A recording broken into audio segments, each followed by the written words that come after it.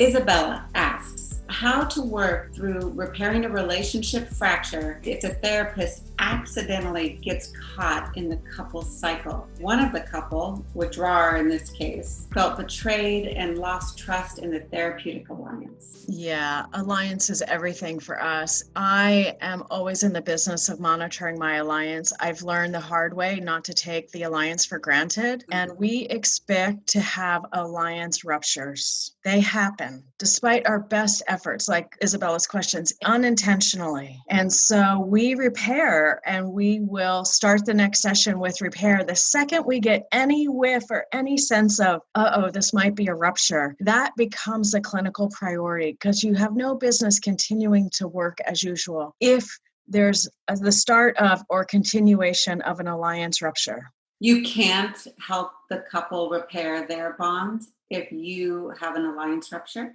No, I mean, if one of the partners isn't trusting or doesn't feel safe or doesn't feel seen or feels maligned in some way, like one time that constantly comes to mind is I used the wrong word. And he told me when I first said the word was predictable. And I said, you're working so hard to be predictable for her. And I don't know why, to this day, I don't know why. He didn't like that word. And I just said, okay, fair enough. Great. I'm happy. What's a better word? I'm happy to accept correction. And unfortunately, and when I was recapping the session to wrap it up, I used the same word. Yeah. I could have just banged my head against the wall. And I quickly said, oh my gosh, I am so sorry. I am so sorry. You already told me. I heard you. I tucked it in my head and I used the same word again. I'm so sorry. Let me add your word, take out my word. And I made a big process comment about adding in his word. This is very important to you. This word meant differently to you than to me. And I just soothed him. And in the beginning of the next session, I said, how are you doing coming back? I feel like I lost some faith. Maybe you lost some faith in me in the process. You told me, I heard you, and then I did it again. I'm so sorry. That's a simple alliance rupture, but not to be taken for granted, not to be just glossed over. And so even I was part of a study at Virginia Tech with Andrea Wittenborn, and some of the graduate students at Virginia Tech wrote their theses on repairing alliance ruptures, because I had 2 big alliance ruptures with one client in those 15 sessions that were recorded. So somebody actually wrote a paper about alliance repair and rupture with a clinician, with me. And I felt vulnerable, but it's a legitimate part of our process that we all have to be paying attention to, alliance ruptures. It's in the literature that we always care about potential ruptures, and we wonder, and we're transparent, and we ask, and we repair with clients as close to any clarity about the rupture. We don't wait to repair. Sometimes after sessions, I'll send an email if I have an email relationship with the client, or I'll make a phone call and say, I'm really worried about this or that. We ran out of time and this is weighing on me. On my drive home, I couldn't get this out of my head. I'm being in touch because I feel worried about how your hearts are doing. Could we talk? Do you need to talk before we meet again next week? So we reach to our clients with open-hearted curiosity about our impacts on them, because we are only human. 2 main overarching things. One is expect a rupture. It is going to happen. There's actually no way around it. It doesn't mean you've even made a mistake, really. It's just what happens when 2 people dance together. Yeah. Especially if a client, for whatever reason, is a little hard for you to get in attunement with. And then the second thing is don't wait. Be transparent. Have open-hearted curiosity. Apologize as needed.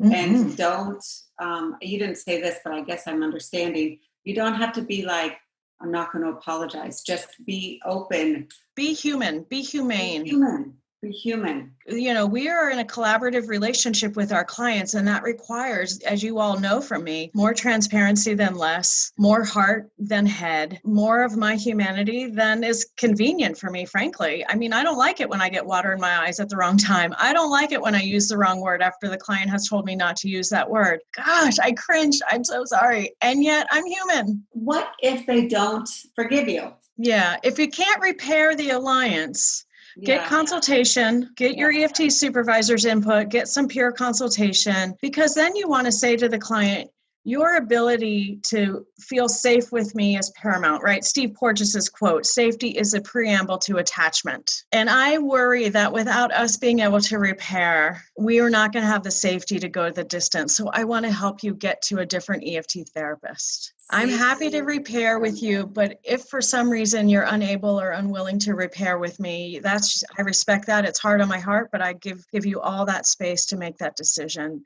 Can I please help you get to a different EFT provider? So if you cannot be that temporary attachment figure because there was a rupture, because they won't let you, then your hands are really tied.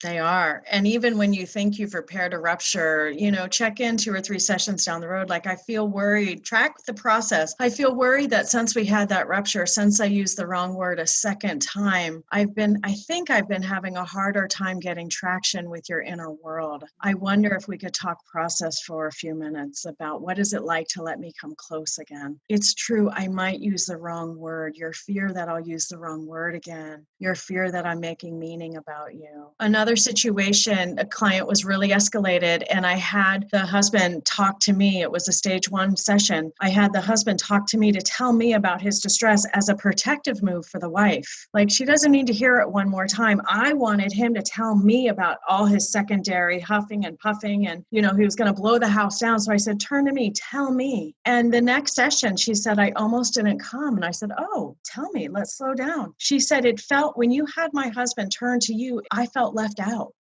And I was like, oh, I so see that. I did not think of that, but I totally get that. And even now, my whole body, I get water in my eyes again.